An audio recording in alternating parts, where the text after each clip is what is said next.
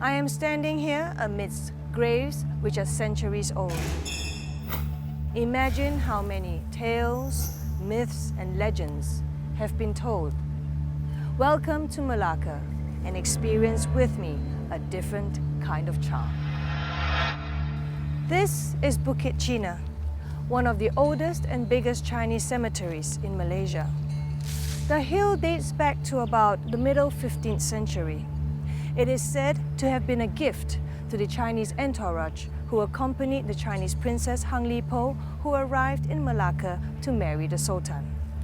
With time, and since then, it has become the final resting place of many Chinese residents and immigrants of Old Melaka.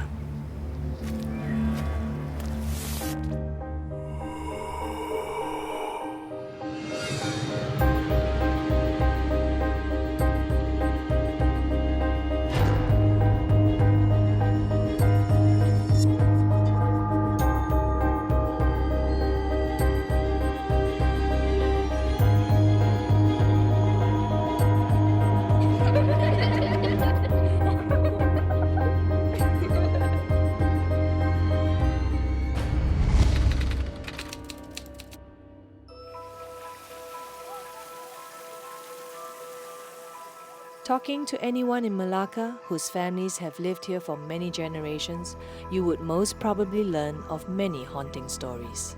Everyone seems to have his or her own ghost story. Dutch ghosts, Japanese ghosts, Malay hantus, such a plethora of ghosts imaginable.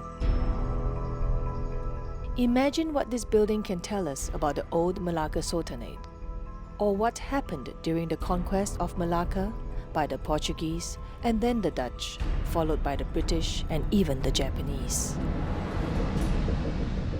To gain more information about the extraordinary charm of Melaka, I meet with Datuk Haji Khamis, the General Manager of Melaka Museum Corporation, or in short, PERSIM.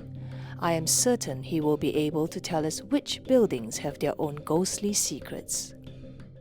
Datuk Haji Khamis, it's very good for you to take out time to sit here with me. Can you give me some background as to how Melaka has gained this charming reputation as a place that has keras energy? The word keras literally means hard and also holds many meanings, including what is seen and unseen. Melaka also has a lot of colonial artifacts that were left behind from the time of the Portuguese, and this is how it received its keras energy. Keras, as you asked, also means that these historical buildings have what you can call spirit caretakers. These are caretakers who we cannot see with our naked eyes, but we can feel their presence, as if they are watching us, and at times even giving us inspiration and a sense of calm. Maybe reminding us that they have left us with such a priceless heritage, one that can attract tourists and show how they once lived, and an interesting attraction for all those who visit this place. It also allows us to develop the tourism industry of Melaka. Part of the heritage and culture and the charm is inclusive of this paranormal existence. That means it is accepted that in all these old heritage buildings, there leaves behind history. There is the presence of the unseen beings, and it's accepted. This belief exists in all cultures. Once we believe in God, we also believe in the unseen. For example, there are many old graves left behind by the Portuguese, the Dutch, the English, and also graves that have existed since the days of the Malacca Sultanate. And as Asians and Malaysians, these things are part of our lives. The unseen, for example. We respect the spirits and these artifacts, the way we respect our elders. These make us respect and want to protect these traditions within the boundaries of our own beliefs. From your knowledge and experience, what are the hot spots in Melaka? Among the many hot spots in Melaka include the Stadhuis building, St. Paul's Church, the Malacca Sultanate Palace replica, and also various other places. like the building near the central Melaka police station. We respect them and they respect us.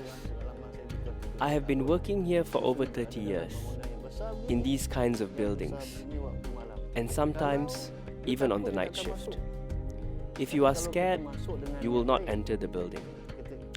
Unless you enter with the right intention and ask for their permission before entering.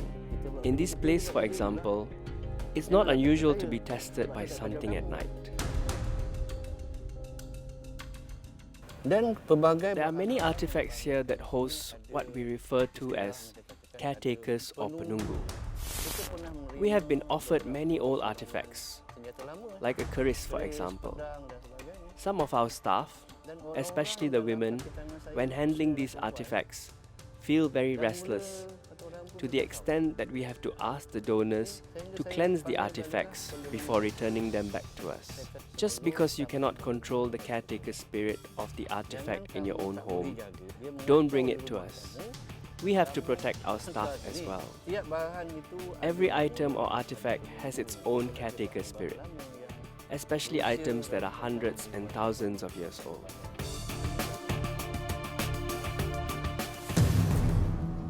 Most of the museums and galleries are managed by the state government, but there are some privately owned locations that hold their own history and secrets. This building, for example, used to be the beautiful Capitol Theatre, a place where once the rich and the famous of Melaka would gather to watch movies or dance the night away. In the evenings, if you close your eyes, you might hear the nostalgic strains of music and laughter still lingering in this space. Sometimes you can hear and even see them. A sending message, I need help or I'm in trouble. For me, when I go there, I will actually negotiate with them and send them to a better place.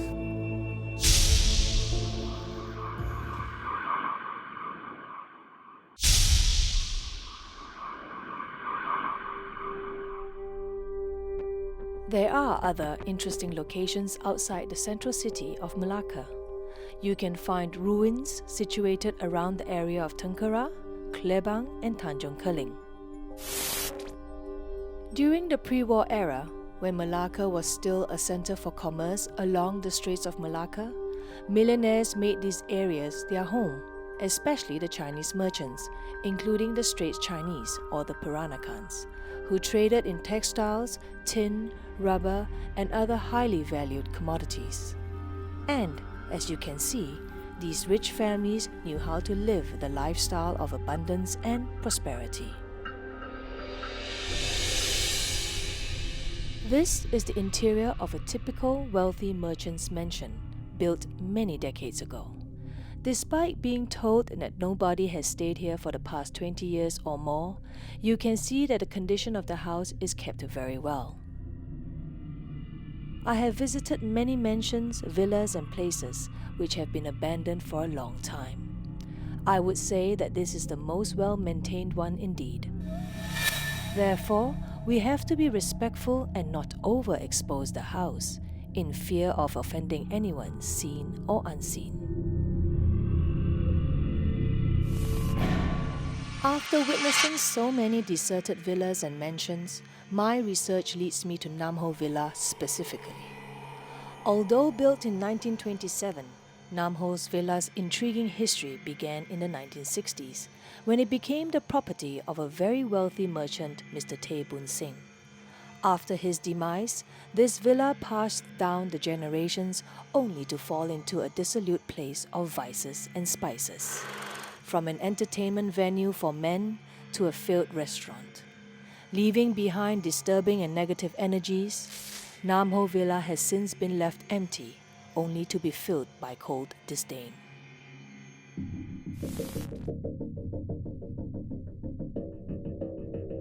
After understanding the unique charm of Melaka from a historical perspective, I am most interested to learn more from Mr. Georgie, an eminent universal master who helps and heals many people from all over the world. I've heard that the people that you have helped have come from as far as the United States, and of course locally and also from China. Can you explain to me how you have helped your clients or your friends? Okay, my clients come from various backgrounds. Comes from the layman up to the VVIPs. Okay, they come with all sorts of problems. It can be personal problem, business problem, exorcism, feng shui, and some of the ladies who could not able to bear baby, and they came for advice, and after that they have babies. And how I do it is actually through my master Kwang Kung, able to actually restructure their reproduction system, to check what are the chances and whether it's because of the male or the man or the woman. If it's only the woman, what are the problems from spiritual point of view? Then we also have to look into the medical point of view. Why does Melaka seem to be popular about unseen friends? And also, does this have anything to do with the Peranakan community and culture, maybe? If you move around in Melaka itself, every corner you go, you see a cemetery. And of course, with the old buildings surrounding and the many wars being fought here, many sacrifices have been made. So there's also a lot of unsettled spirit around who could not find their way out. Have you used your gift and your abilities to help the unseen friends, to help spirits or ghosts to settle down or go to a better place? And of course, with the modern development that is so rapid, they not be able to adjust. They are not discernible, but they are sending message, I need help or I'm in trouble. Then for me, when I go there, I will actually negotiate with them and send them to a better place.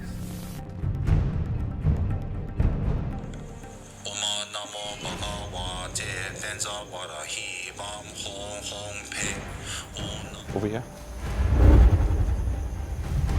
Oh yeah, it's a face.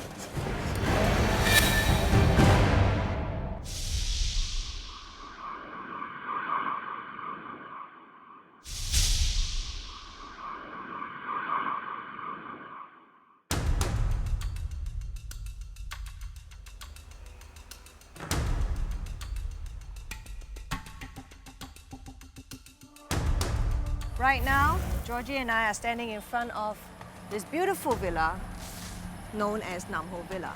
Many people have said it is very haunted, and some people say there's nothing in there. Tonight, the paranormal zone is going to find out. Over there. You look inside there. Over here. Over here. We are here.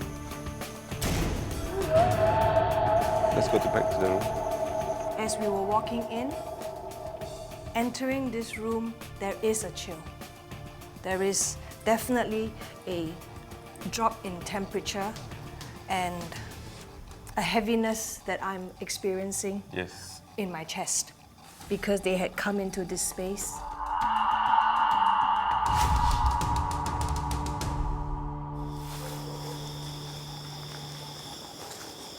Over here.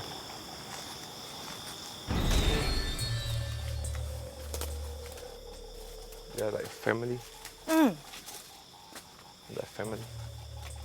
It's a whole family? They seem a bit... Over here are more of younger? The family, the children, and the mother. Oh. Are they part of the family of the protector, of the land protectors, or yes, are they subsequent after that? No, they are part of the group. Part of the group, they're families. Have they seen some really unpleasant or bad things that have come? What they say is that they've been attacked, and some of them are killed over this time. Killed? Yes. How? Murder? Manslaughter. Manslaughter. And from there onwards, their spirit doesn't rest in peace. They've been over here, and they doesn't want other people to occupy this area. I have a recording. Yep. That is from my guru. Yeah. It is dedicated To harmonize them. to the space Okay. and the beings present. My guru, His Eminence Tem Rinpoche, is a very highly attained High Lama. Yes. So I think his prayers would carry much more. More value Yes. for them. There'll be more value Yes, for them. it can. Can I just play at the front of the house, or do we need to go around the different locations? You actually can play the place that actually you want to put the camera. Over there, they'll be fine. Over there? Yeah. Will it reach them? Yeah, we'll be able to reach them. They'll Okay. come. They'll come. Okay.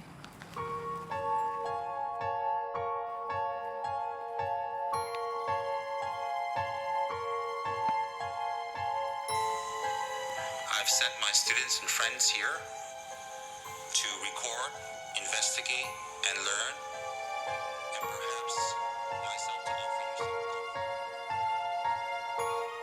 Oma namo bhagavate Venzavarahi Vam Hong Hong Pe.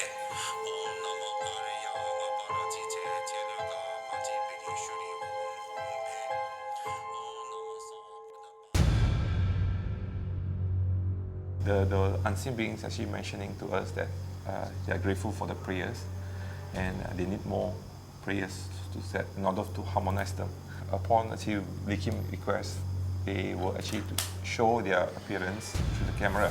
But we have to leave this place for about 20 to 25 minutes, and by 10 o'clock we should be able to come back. So we'll leave the ghost meter and the cameras to this room. Yes. Right. Okay.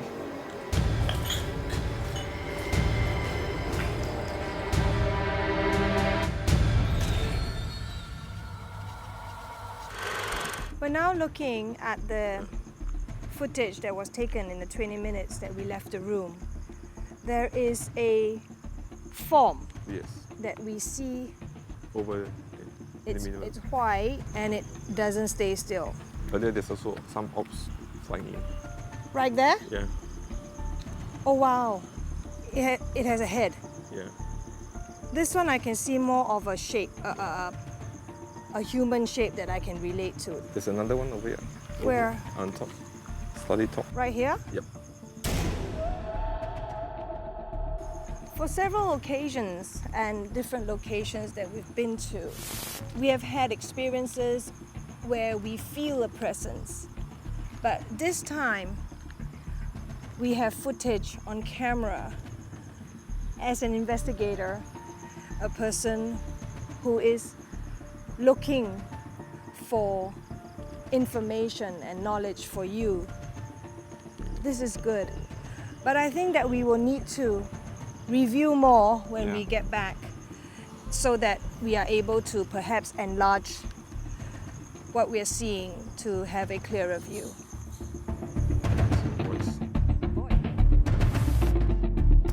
They have no tangible body. They're basically a soul. They are moving very fast. Oh yeah, it's a face.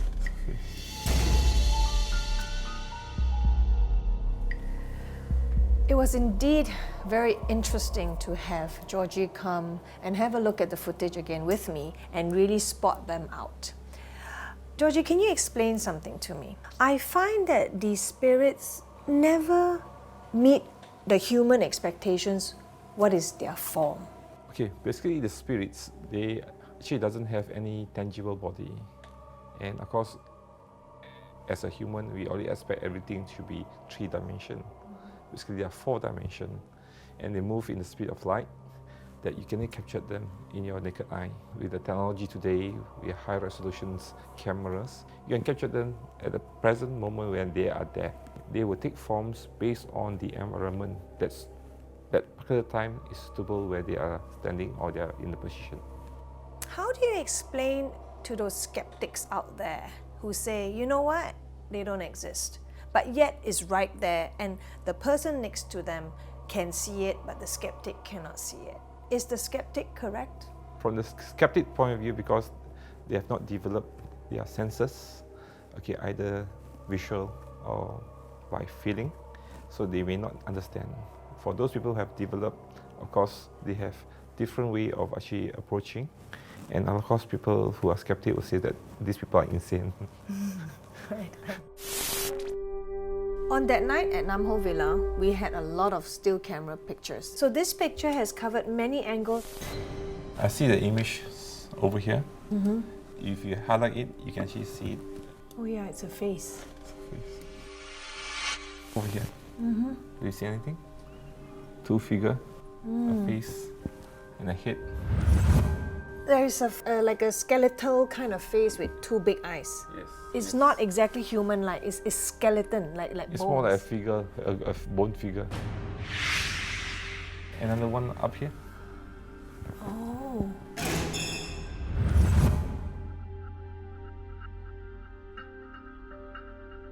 Based on the question I asked the spirits, how long you are here, they told me it's almost 300 years ago, and there was a small village here, and it was attacked, and most of the villagers were killed. So that's why they are here today, because they can't cross over.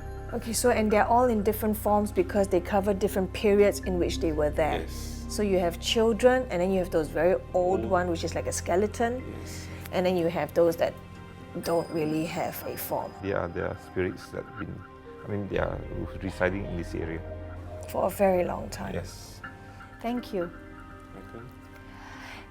It's actually impossible to demand that the unseen beings come to us, to our naked eye, in the form we expect to see them.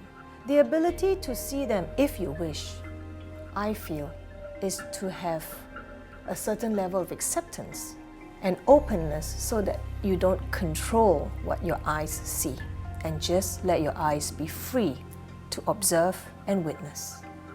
Like I always say, what we see may not be real, and what is real, we may not see.